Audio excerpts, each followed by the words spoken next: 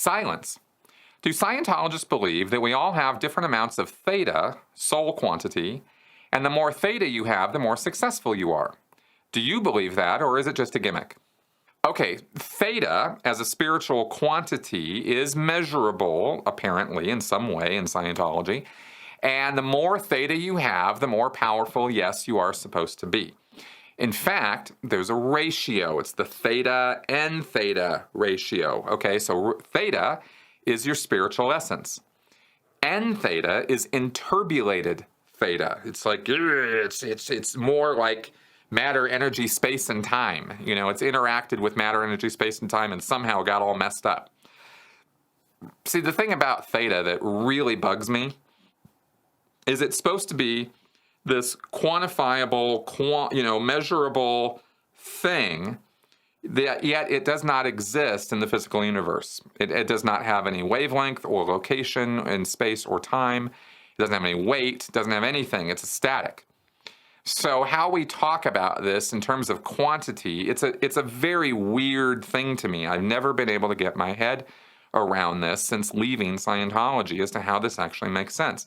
When I was in Scientology, it only quasi made sense, and I didn't really think about it too much, and I've been thinking about it a lot since I left.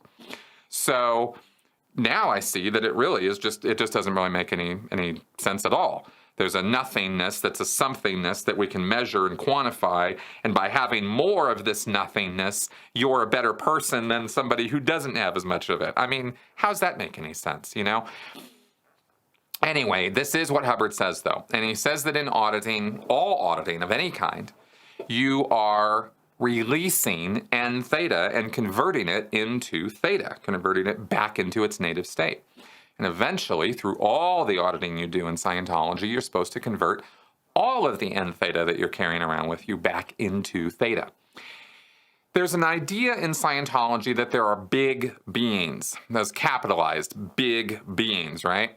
And Hubbard talks about these things, and he says that, he doesn't talk a lot about it, though. There's only like 2 places I can remember where he refers to this. So you get this idea from him that there are some people who are endowed with a lot more theta than others.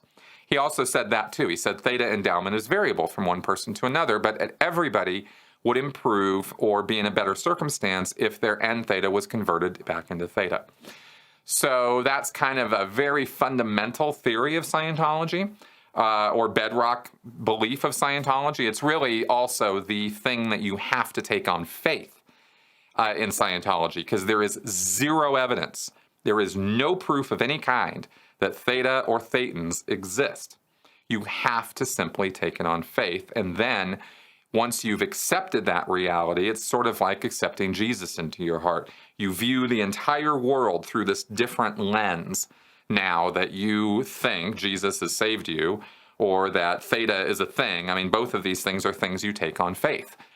You know what I mean? Like, you can't find any actual evidence of anything that makes it super, super abundantly obvious that there's no other way to explain this phenomena. It has to be theta.